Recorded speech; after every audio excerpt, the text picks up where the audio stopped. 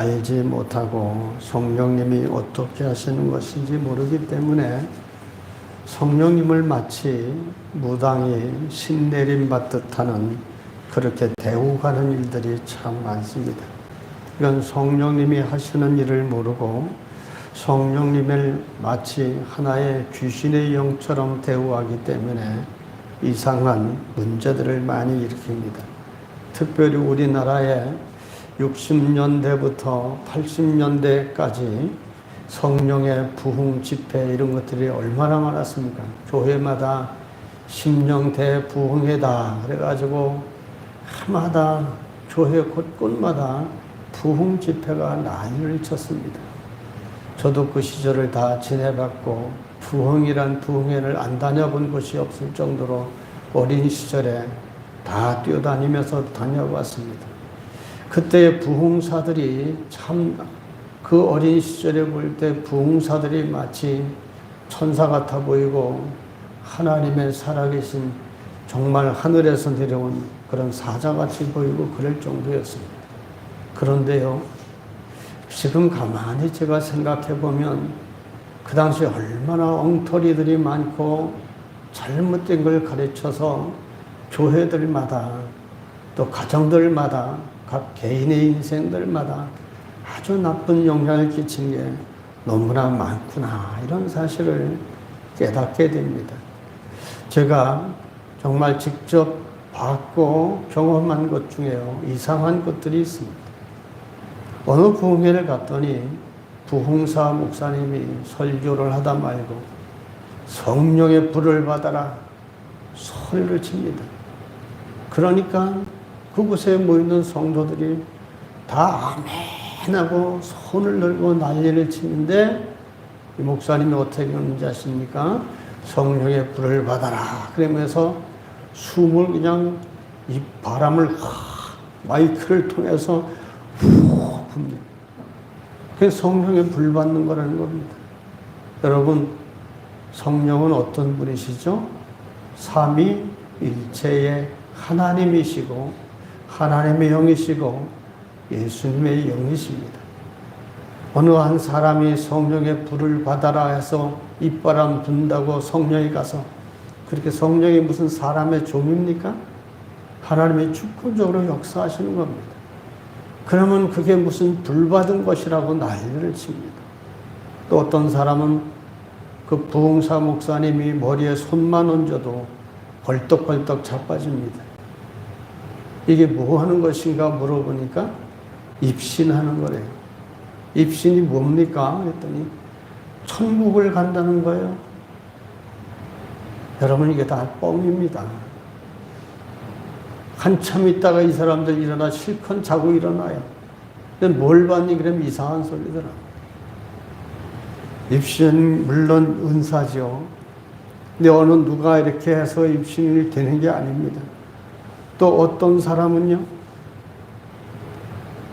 새들하고 대화하는 방언을 받았다라고 어떤 아가씨인데요, 당시 25살 먹은 아가씨인데 기도하는데 이상한 기도를 해요.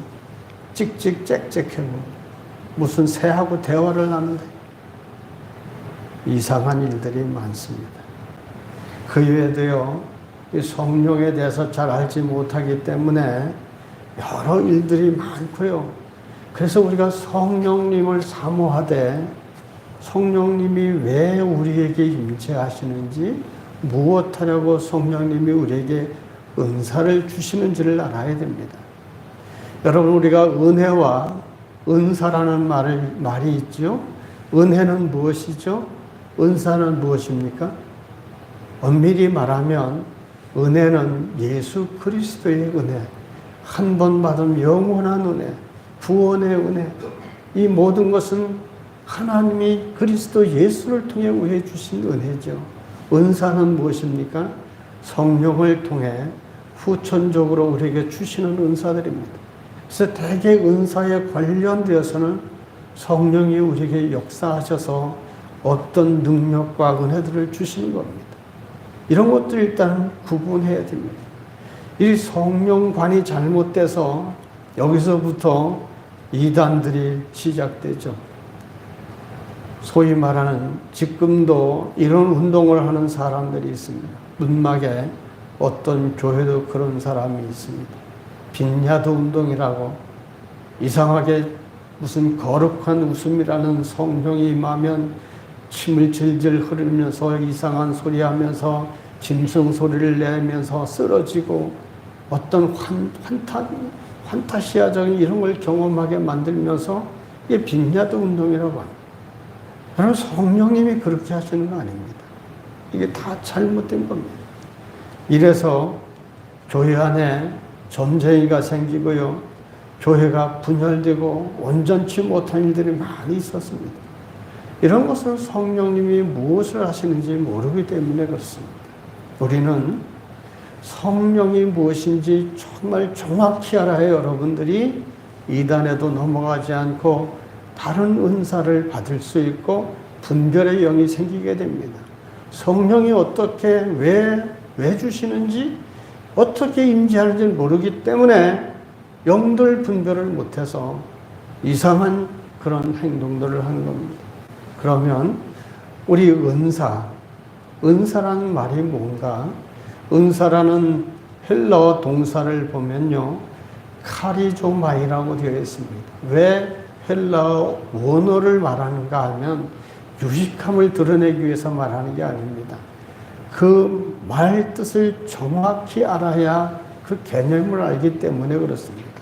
카리스조마이라는 뜻은 친절을 베풀다, 호의를 베풀다, 만족하게 하다, 이런 의미가 있습니다. 그러니까 이것은 무슨 얘기입니까? 성령님을 통해서 내가 은사를 받았다. 이 얘기는 하나님께로부터 만족함과 친절함과 호의를 받았다. 호의를 입은 사람이다. 이런 뜻이 되죠. 그러면 하나님으로부터 친절함을 받고 호의를 입었고 만족함을 받은 사람이라면 어떻게 열매가 나타납니까? 이 사람을 통해서 남을 만족하게 하고 친절하게 하고 호의를 베푸는 그런 특징, 그런 열매가 나타나는 겁니다. 하나님께 이런 은혜를 받았고 이런 은사를 받았다라고 하면서 남들에게 그런 열매가 나타나지 않으면 잘못된 겁니다. 분명히 하나님이 어떤 은사를 주시면 그 은사를 통해 하나님이 하고자 하는 일들이 있는 거예요. 내게 사랑의 은사를 주었다고 해보십시다. 그럼 나만 사랑을 받고 하나님이 내가 사랑해 주시니 감사하고 감격합니다. 이걸로 하나님 만족하라고 주신 게 아닙니다. 다른 사람을 사랑하고 다른 사람을 이해하고 다른 사람의 사랑을 베풀 줄 아는 것, 이게 은사 받은 사람의 특징입니다. 그래서 여러분, 내가 성령의 은사를 받았다. 그럼 다른 사람에게 어떤 은사를 받았던지 간에 타인에게 만족을 주고 위로와 친절을 베풀 줄 아는 사람, 그것이 은사 받은 사람의 열매인 겁니다. 그래서 성령님의 은사와 관련해서 우리가 주의해야 될 몇 가지를 말씀드리면, 여러분, 이 은사는 누구나 다 받을까요? 여러분 어떻게 생각하세요? 성령님이 주시는 은사 누구나 다 받습니까? 못 받습니까? 성령님이 주시는 은사는요, 잘 기억하셔야 돼요. 선물입니다. 선물.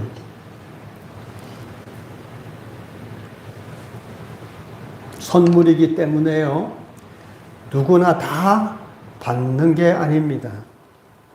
필요한 사람에게 하나님이 선물을 주십니다. 대통령으로부터 모든 사람이 다 선물을 받으면 좋겠죠. 저는 이날 살아오면서까지 대통령으로부터 선물 한번 받아본 적 없습니다. 무슨 얘기입니까? 필요한 사람에게 하나님이 선물을 주시는 거예요. 그래서 그런 은사로 선물을 받은 사람은 왜 하나님이 그 사람에게 이런 은사를 주셨는가 하면 분명한 목적이 있습니다. 은사를 주신 목적은 그 은사를 통해 교회를 위한, 교회는 무엇이죠? 주님의 몸이잖아요. 주님의 몸을 위한 헌신의 도구로 사용하시기 위해서 그런 은사를 주신 겁니다. 그래서 인간이 은사를 받았다라는 것은 성령님이 보시기에 은사를 주실 이유가 있기 때문에 주신 것이지 그 사람이 어떤 노력을 했거나 이래서 주신 것이 아닙니다. 노력의 대가는요, 선물이 아닙니다.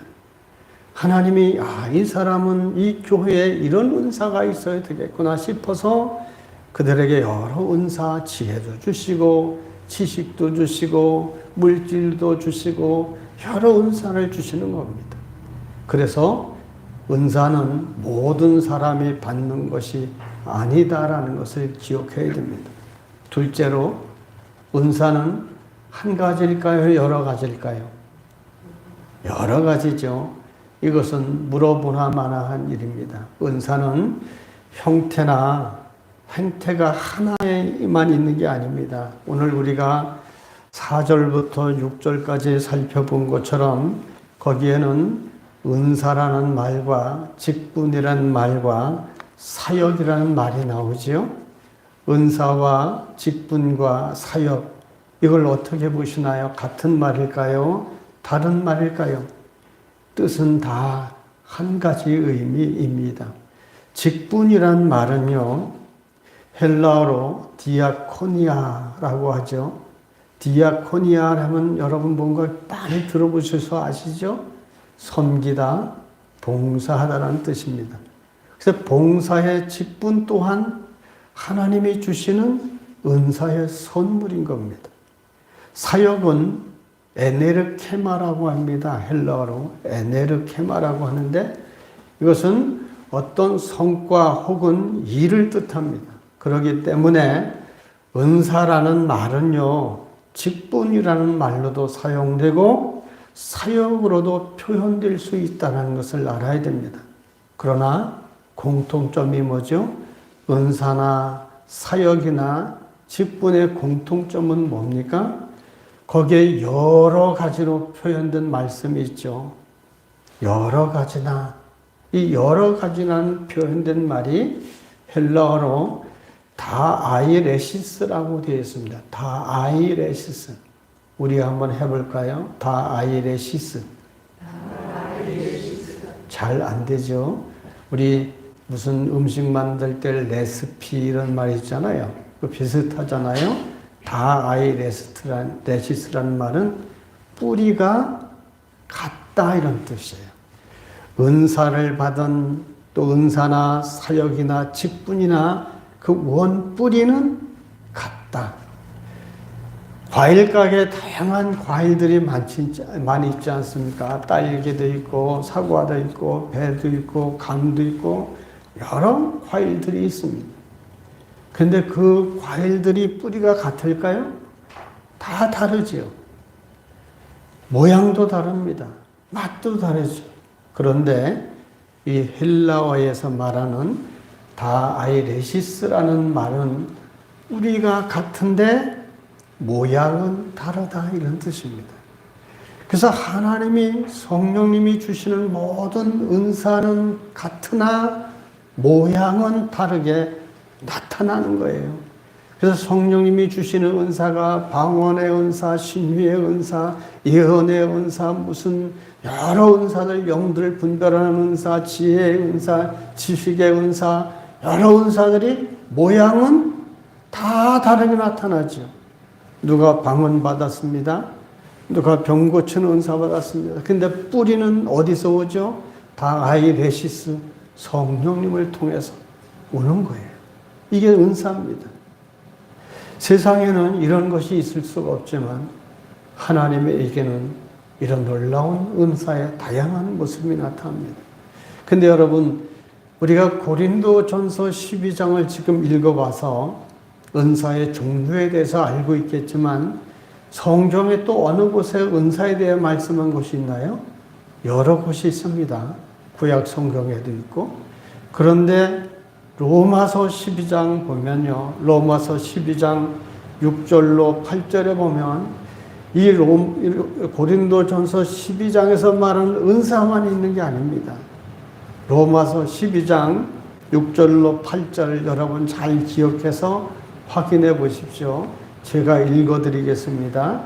우리에게 주신 은혜대로 받은 은사가 각각 다르니 혹 예언이면 믿음의 분수대로, 혹 섬기는 일이면 섬기는 일로, 혹 가르치는 자면 가르치는 일로, 혹 위로하는 자면 위로하는 일로, 구제하는 자는 성실함으로, 다스리는 자는 부지런함으로, 긍휼을 베푸는 자는 즐거움으로 할 것이니라. 보세요. 지금 고린도전서 12장에서 말한 은사와 다른 종류들의 은사를 말씀하고 있지 않습니까? 그렇기 때문에 우리가 여기서 생각을 고쳐야 됩니다. 성령님을 받은 사람이라면 반드시 방언을 해야 된다. 이런 생각은 옳을까요? 틀릴까요? 틀립니다. 여러분, 오순절 교회 계통들이 무조건 성령 받아야 된다. 그래야 구원받은 증거다. 이렇게 막 얘기들 하는 분들이 있었습니다. 그래서 오순절 계통의 순복음 계열 교회들이 무조건 방언부터 가르칩니다. 저도 여러분 방언 가르칠 수 있습니다. 집에 가서 여러분 할렐루야를 빠르게 100번 해보십시오. 이상한 말이 됩니다. 그걸 방언이라고 말하면 됩니까? 그건 방언이 아닙니다. 가르쳐서 드는 게 아니에요. 성령의 역사는 꼭 방언만 있는 게 아닌 겁니다. 그래서 방언, 성령을 받았으면 방언을 반드시 해야 된다. 이건 틀린 말입니다. 어떤 사람에게는 하나님의 은사 중에 하나이기 때문에 방언도 은사로 방언을 할 수 있는 사람이 있지만 어떤 사람에게는요, 병 고치는 은사로도 나타나고 지혜의 은사로 나타날 수도 있고 다양한 은사들로 남을 섬기는 은사들로 나타날 수 있습니다. 그래서 여러분 성령을 받았다 그러면 꼭 방언만 해야 된다 이 한 가지만 있다라고 생각하면 대단히 잘못된 생각입니다. 세 번째로 우리가 주의해야 될 것은 은사를 통해서 나타나는 모든 은사 역사의 주체는 누구냐? 삼위일체 하나님이심을 알아야 됩니다. 뿌리가 같다. 이 뿌리가 같다라는 얘기가 바로 하나님이시라는 얘기입니다. 많은 은사가 나타나고 신비한 역사들이 일어나지만 그 뿌리, 그 은혜를 주시는 분은 삼위일체 하나님이시라고 하는 겁니다. 그래서 오늘 그것을 강조하지 않습니까? 12장에 오늘 4절로 6절까지 보면 이런 말씀이 나오잖아요. 거기에 보면 예수님이 나오고 성령님이 나오고 하나님이 나오지 않습니까? 4절과 6절을 우리 한번 같이 봅시다. 시작. 은사는 여러 가지나 성령은 하나 같고 직분은 여러 가지나 주는 같으며 또 사역은 여러 가지나 모든 것을 모든 사람 가운데서 이루시는 하나님은 같으니. 아멘. 성령, 주님, 하나님 삼위일체를 말하지 않습니까? 이 세 단어를 합치면 삼위일체 하나님이 되는 겁니다. 그래서 은사는 여러 가지 모양으로 나타날 수 있습니다. 그러나 그 선물을 주시는 하나님은 하나님을 알아야 됩니다. 예를 들어서 이런 선물을 주시는 하나님이 선물을 받은 사람에게 나타남이 선물을 받은 사람은 그런 나타남이 있어야 되는데요. 예를 들어서 제가 이 넥타이를 선물 받았습니다. 김정은 집사님이 선물을 해주셨는데 제가 교회에서 선물을 받은 게 우리 김호견 권사님이 넥타이를 2개 사주셨고 또 김정은 집사님이 선물을 사주셨습니다. 만약 김정은 집사님이 이 선물을 해주고 그 다음 주에 제가 이 선물을 받은 넥타이를 메고 나왔으면 기분이 어떨까요? 좋겠죠. 무슨 얘기입니까? 하나님 우리에게 여러 선물들을 은사로 선물을 주셨습니다. 은사를 받은 사람이 그것을 교회와 하나님의 영광을 위하여 유익하게 사용하면 하나님이 어떠실까요? 기뻐하시는 겁니다. 그래서 이 은사에는요, 인격이 배어 있습니다. 하나님의 그 따뜻한 인격이 배어 있죠. 예를 들어서 친구에게 선물을 주려고 누군가가 똑같은 시계를 샀습니다. 어떤 친구는 그 시계를 그냥 지저분한 그런 신문지에 둘둘 말아서 친구에게 갖다 줬습니다. 그러나 또 한 친구는 예쁜 축하 카드와 예쁜 상자에다 그걸 담아서 멋진 포장지를 싸서 정성스럽게 그 친구에게 갖다 줬습니다. 그러면 여러분, 선물을 받는 사람이 내용물은 같은 거지만 거기에 뭐가 드러나죠? 두 사람이 보낸 정성과 인격이 다르게 나타나지 않습니까? 그렇기 때문에 내가 성령님의 은사를 받았다면 내게는 그 선물을 주신 삼위일체 하나님의 뭐가 드러나야 됩니까? 인격이 드러나야 되는 겁니다. 내가 하나님의 은사를 받았다면 내게 은사를 주신 하나님의 인격이 은사를 통해서 나타나야 되죠. 그래서 여러분, 하나님의 은사를 받은 사람이라면 독선적일 수가 없고요. 하나님의 인격이 뭡니까? 정직하지 않습니까? 올바르고 의롭지 않습니까? 거룩하지 않습니까? 이런 성품들이 드러나야 되는 겁니다. 은사를 받았다고 하면서 하나님의 인격은커녕 사람의 썩은 냄새를 풍기는 것은 가짜라고 보면 됩니다. 내가 하나님 은사를 받으면 그 인격이 거기에 드러나서 그 사람은 더 겸손하고요. 남을 위해서 그런 이타적인 삶을 살고요. 훨씬 더 너그러워지고 용서하는 하나님의 성품들이 드러나는 겁니다. 자, 이렇게 하나님이 뿌리가 같은 하나님이 여러 은사들을 주시는데 여러분, 그 은사를 왜 주실까요? 그래. 본론으로 들어가서 왜 여러 사람들에게 다양한 은사를 하나님이 주실까요? 고린도전서 12장 여러분 찾았으면 7절을 한번 읽어봅시다. 시작. 성령을 나타내시면 유익하게 하려 하십니다. 주신 목적이 뭐죠? 유익하게 하려 함입니다. 우리 손이 하는 역할이 다르고 눈이 하는 역할이 다르고 발이 하는 역할이 다 다릅니다. 만약에 우리 지체의 몸에 이 지체들이 다 똑같은 일만 한다면 그 육체는 죽습니다. 교회를 뭐라고 하죠? 주님의 뭐라고 합니까? 몸된 교회, 몸이다. 몸이다라고 합니다. 몸에는 여러 지체가 있죠. 손이 하는 일과 발이 하는 일과 여러 주어진 역할들이 있습니다. 그 제 역할들을 잘 감당할 때 우리 몸이 건강하고 활동하고 뭔가 목적 있는 삶을 살지 않습니까? 마찬가지 원리입니다. 교회에 여러 지체들이 있습니다. 지체란 여러 성도를 가리키죠. 그 성도들에게 다 똑같은 은사를 주시지 않고 각양 다르게 은사를 주신 목적은 뭡니까?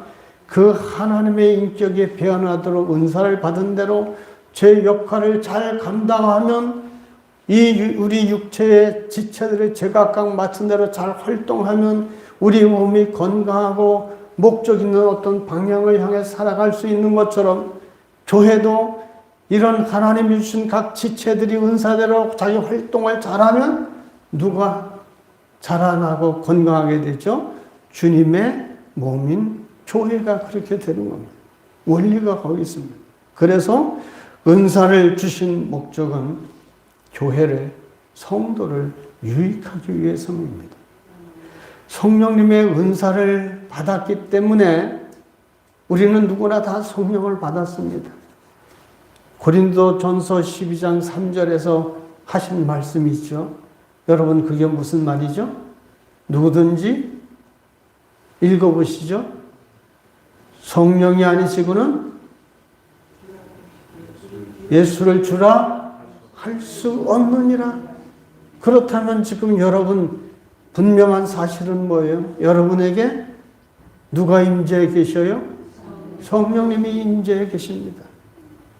구약 성경에서도 내 말씀을 듣고 율법을 따르면 내가 너와 함께 할 것이다.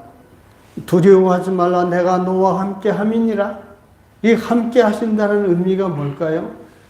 성부 하나님이 함께 하시는 것이 아니라 영으로 주의 영이 임재하시는 겁니다. 지금 우리에게 하나님이 함께 하시는 거예요. 성령님이 함께 하셔요. 그 증거가 우리가 예수님을 나의 주로 고백하고 예배하기 위하여 이 자리에 온 거 아닙니까? 누가 시킨 거예요? 성령이 함께 하셨기 때문에. 이런 성령이 함께 하시면 하나님이 함께 하시는 것이고, 성령이 임재했다 하면 누구의 인격이 드러나야 돼요? 하나님의 인격이 드러나야 되는 겁니다. 그래서 신앙생활 잘하는 분들이 부드럽고 친절하고 그분들을 보면 평안하고 그렇게 보면 볼수록 기쁨이 넘치는 겁니다. 그분의 그리스도 하나님의 인격이 드러나기 때문이죠. 그리고 이런 은사를 입은 사람과 더불어 살아갈 때 모든 성도들에게 유익이 됩니다. 누군가가 하나님의 은사를 받았다고 하면 그 한 사람으로 인해서 주변의 모든 사람들이 그 은사의 위로와 평화를 누릴 수 있어야 됩니다. 교회에 누가 은사를 받았다 하면 그 사람으로 인하여 교회가 그 사람 때문에 은혜로워야 되는 겁니다.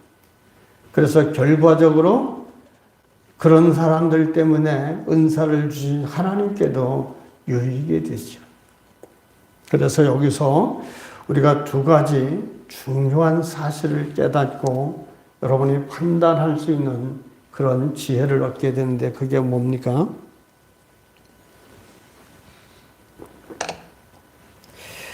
우리가 성령의 은사를 받았다라고 하면 그 사람에게서 어떤 해를 끼치거나 분열을 조장하는 일이 나타나서는 안 됩니다. 하나님의 성령의 은사를 받았다라고 하면 그 사람이 다른 사람을 해롭게 하거나 교회의 분열을 일으켜서 다툼을 일으키는 것은 성령님의 은사가 아님을 분명히 알아야 됩니다. 성령의 은사는 왜냐? 교회의 유익을 위해서 주신 겁니다. 분열하고 다투고 싸움질하라고 주신 게 아닙니다. 또 성령님의 은사는 분명히 한 개인을 위해서 주신 것이 아니라 무엇을 위해 주셨다고요? 교회의 유익을 위해서 주신 겁니다. 한 개인을 위해서 주신 게 아닙니다. 이 두 가지 사실을 잘 기억해야 되고, 마지막으로 우리가 유의해야 될 것은 선물을 주신 분은 하나님이시기 때문에 선물을 주시는 분이 어떤 은사를 주실까는 선물을 주시는 분이 뭐하죠? 결정하는 겁니다. 내가 누군가에게 선물을 하겠다. 그러면 내가 결정하는 겁니다. 그러니까 우리에게 선물을 주신 분은 누굽니까? 하나님이시잖아요. 하나님이 그래서 각 사람에게 맞도록 어떤 이에게는 지혜의 말씀을, 어떤 이에게는 영들 분별함을, 어떤 이에게는 능력의 말씀을, 신유의 은사를, 이런 여러 가지를 맞게 나누어주는 겁니다. 그래서 11절에 말씀하지 않습니까? 이 모든 일은 같은 한 성령이 행하사 그의 뜻대로 각 사람에게 나누어 주시는 것이니라. 하나님의 뜻대로, 성령님의 뜻대로 나누어 주시는 겁니다. 성령님이 각 사람에게 주시는 이런 은사의 내용과 언제 주실 것인가, 이건 철저하게 우리 소관이 아니고 성령님의 결정사항입니다. 그래서 성령님이 이런 주관적으로 누구에게 어떤 선물을 주시고 어느 때 주실지는 성령님께서 하신 일입니다. 그렇기 때문에 여러분 속지 말아야 되는 게 뭐죠? 해마다 기도원이나 어느 이런 데 보면 플랜카드를 갖다 붙이죠. 무슨 신유 대성회, 무슨 성회, 무슨 은사 대집회 성회. 그 말이 맞나요? 성경적으로 틀리는 말입니다. 성령님이 무슨 은사를 주실지, 언제 주실지, 누가 결정사항이라고요? 하나님의 사항, 성령님의 주권사항입니다. 그런데 내가 신주은사를 받겠다고 기도원에 가서 3일 밤낮을 금식하고 매달린다고 신주은사 받습니까? 무슨 이상한 짓을 막 하고 소리 고래 지른다고 그런다고 그 은사를 하나님이 주십니까? 맞는 은사를 주시는 겁니다. 이런 상황을 잘 알고 있다면 무슨 특별 성회 집회니 신유 집회니 이런데 여러분 가야 되나요? 가지 말아야 되나요? 가야 돼요?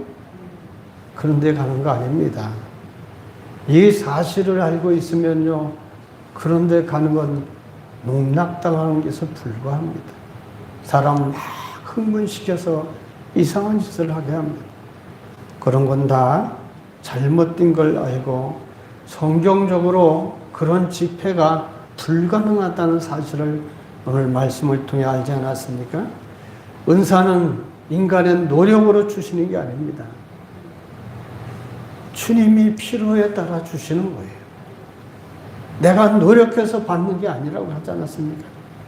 무슨 노력해서 받는 것처럼 하면 안 되기 때문에 이런 은사는 하나님이 정한 시기에 성령님의 뜻대로 각 사람에게 주시는 은사인 줄 알아야 됩니다. 그러면 여기에서 우리가 은사를 크게 나눠 볼 수 있습니다.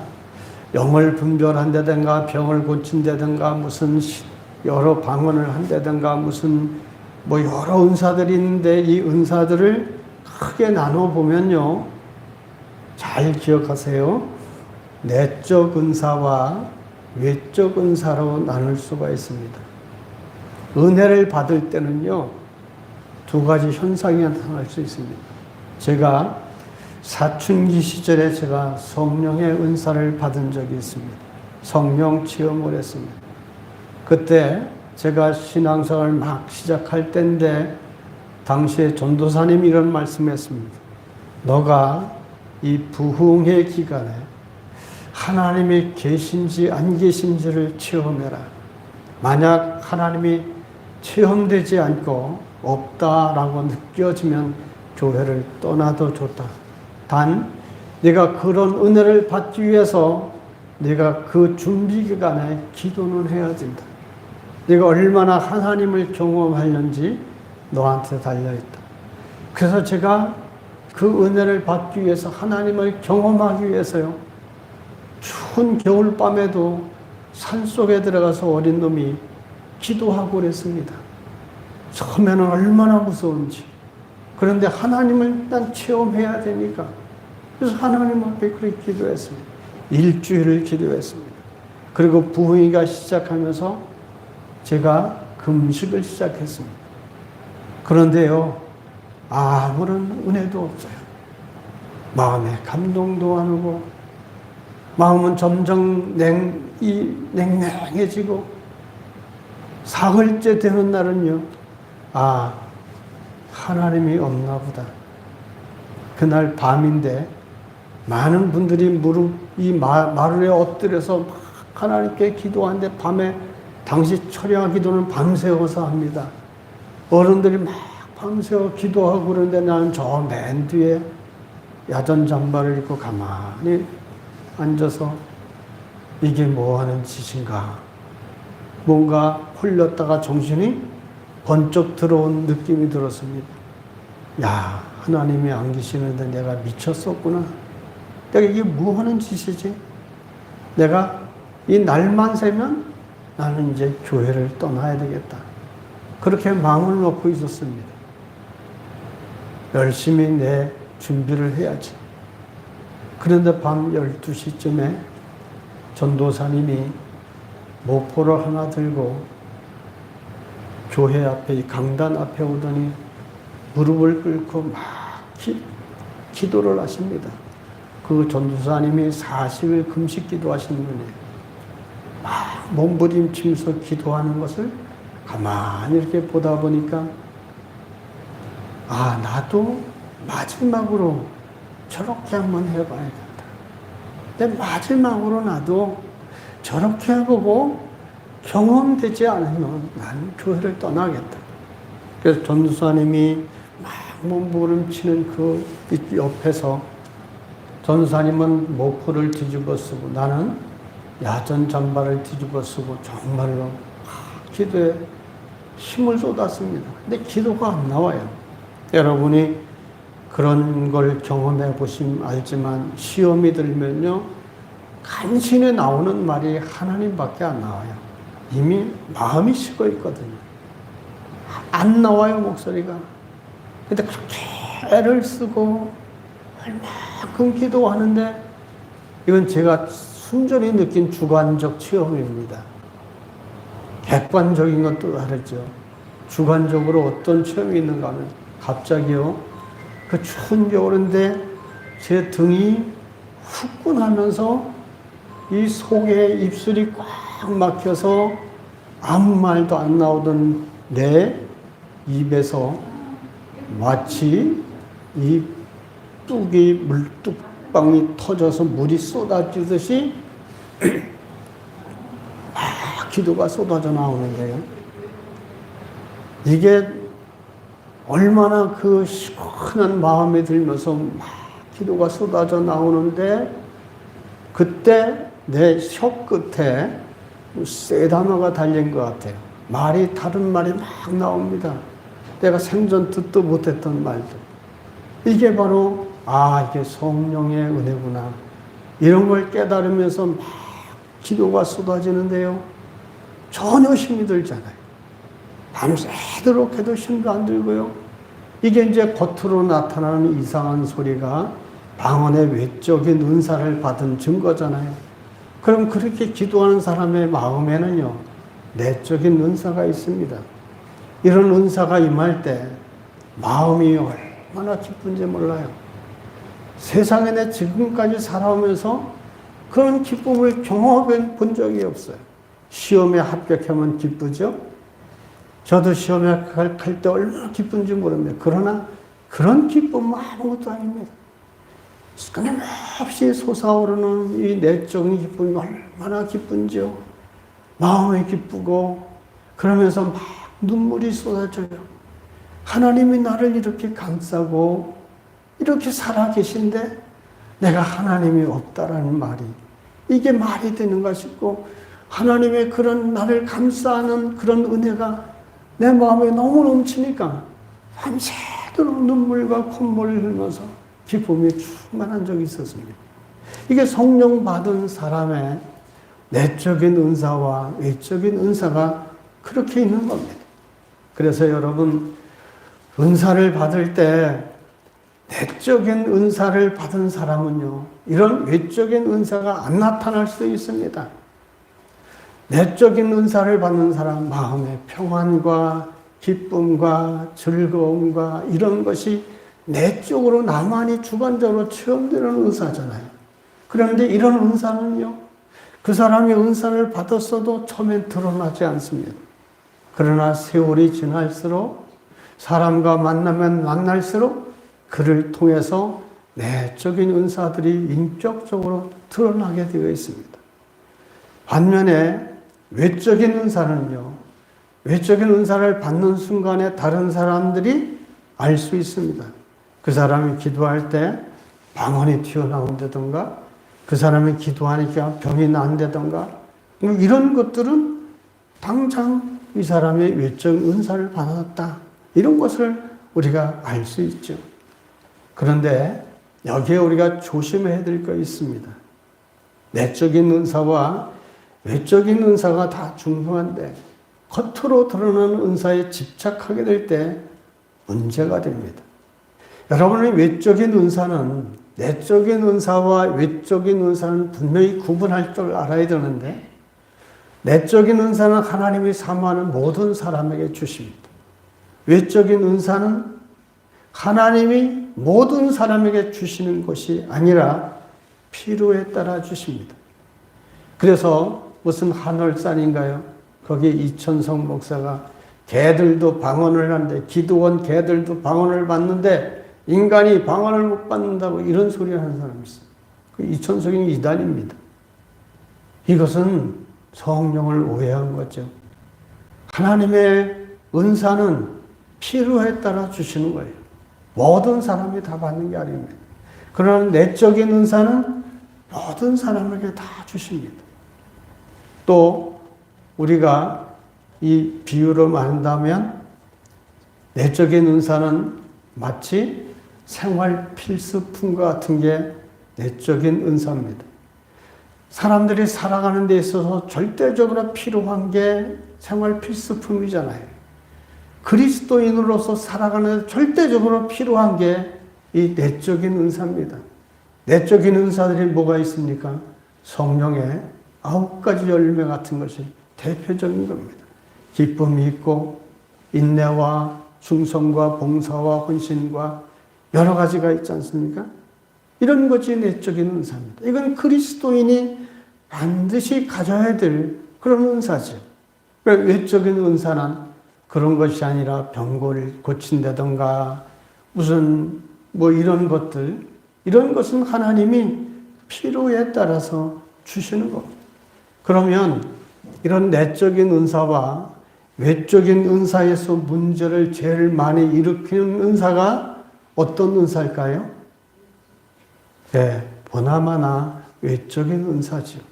고린도 교회에 이런 외적인 은사 때문에 문제가 많았고요. 성경에서도 여러 가지를 말하지 않습니까? 잘 아시는 사도행전 8장에 보면 마술사 시몬의 얘기가 나옵니다. 시몬이 베드로와 바울과 이런 걸 따라다니면서 놀라운 역사가 일어나는 걸 보니까 돈 주고 그걸 살려고 하지 않았습니까? 그때 시몬이 성령님의 능력을 받았더라면 어떻게 됐을까요?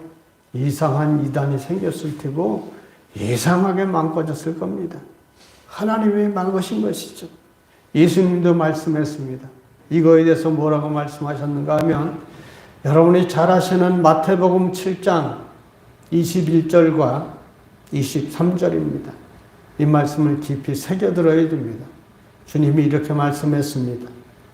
나더러 주여 주여 하는 자마다 다 천국에 들어갈 것이 아니요 다만 하늘에 계신 내 아버지의 뜻대로 행하는 자라야 들어가리라. 그날에 많은 사람이 나더러 이르되 주여 주여 우리가 주의 이름으로 선지자 노릇하며 주의 이름으로 귀신을 쫓아내며 주의 이름으로 많은 권능을 행하지 아니하였나이까 하리니 그때에 내가 그들에게 밝히 말하되 내가 너희를 도무지 알지 못하니 불법을 행하는 자들아 내게서 떠나가라 하리라. 여러분 얼마나 무서운 일입니까? 내가 외적인 은사를 받았다. 이게 구원의 증표가 아니라는 것을 알아야 됩니다. 구원의 증표는 내적인 은사인 겁니다. 어떤 사람 오늘 보십시오. 예수님의 이름으로 귀신을 쫓아내고 예수님의 이름으로 권능을 행하고 예수님의 이름으로 미래를 말하고 얼마나 놀라운 은사를 받았습니까? 그런데 주님이 뭐라고 하십니까? 내가 너를 도무지 알지 못하느라 내게서 떠나가라. 불법을 행하는 자들. 이 사람들은요, 무슨 잘못입니까? 하나님으로부터 외적인 은사를 받았습니다. 근데 이 외적인 은사를 가지고 뭘 했습니까? 자기의 소유를 만족시키고 자기 이름을 드높이고 자기를 위해서 사용한 오용된 잘못된 삶을 살았습니다. 그러면 물론 하나님이 그런 은사를 거둬 가시겠지만 이미 구원받지도 못한 사람들이 이런 외적인 은사를 통해서 자기가 그렇게 하나님의 위대한 은혜를 받은 사람인 것처럼 떠드는 사람들이 바로 이단들이고 60, 80년대, 70년대에 많은 이런 박태선이니 뭐 이런 사람들 나타난 것이 이런 잘못된 겁니다. 그래서 여러분, 내가 외적인 은사를 받았다라면요, 반드시 외적인 은사를 받은 사람은 해야 될 게 있습니다. 이 외적인 은사를 예를 들어 방언이든 신유의 은사든 병 고치는 은사든 지혜든 어떤 은사를 받았을 때는 이 은사가 내 내면의 내적인 은사로 승화되도록 해야 됩니다. 다시 말하면 내가 내면이 예수님을 닮아가는 인격으로 변화되어져야 되는 겁니다. 외적인 은사를 내적인 은사로 승화시킨다라고 하는 것은요, 외적인 은사를 나를 드러내기 위해서 쓰는 수단으로 삼는 것이 아니라 모두의 유익을 위한 봉사의 도구로, 하나님의 영광을 위한 헌신의 도구로 삼을 때 내적인 은사로 승화되는 겁니다. 왜냐하면 그런 중심에는 누가 있습니까? 하나님이 맞춰져 있기 때문이죠. 그래서 그런 모든 하나님 중심적 은사를 사용하는 사람이 내적 은사의 삶을 살아가는 겁니다. 그러므로 성도 여러분, 성령님이 우리에게 임재해 계시는 사람이라면 우리에게는 하나님이 각양 은사를 주시는데 특별히 여러분 사모해야 될 것은 내적인 은사입니다. 내 내면의 변화가 그리스도를 닮은 사람으로 변화되어서 오래 믿으면 믿을수록 성령의 9가지 열매들이 그의 말이나 행동이나 삶 속에서 드러나는 것, 이것은 절대적으로 예수 믿는 사람으로서 살아가야 될, 반드시 있어야 될 생활 필수품과 같은 겁니다. 외적인 은사는 없어도 살 수 있습니다. 그러나 내적인 이 은사가 우리에게 충만할 때 우리가 그리스도 예수인 주의 몸된 교회를 섬기고, 교회란 바로 성도 아닙니까? 성도를 잘 섬기는 사람이 될 수 있습니다. 아무쪼록 우리 모두 이런 내적인 은사를 사모함을 통해, 그런 은사를 통해 우리 모두 영혼이 잘된 것 같은 그런 풍성한 은혜를 거두시고, 그러므로 여러분 스스로 행복하고 가정이 행복하고 교회에 행복이 넘치는 그런, 그리고 교회에 유익을 끼치는 그런 인생들 다 되시길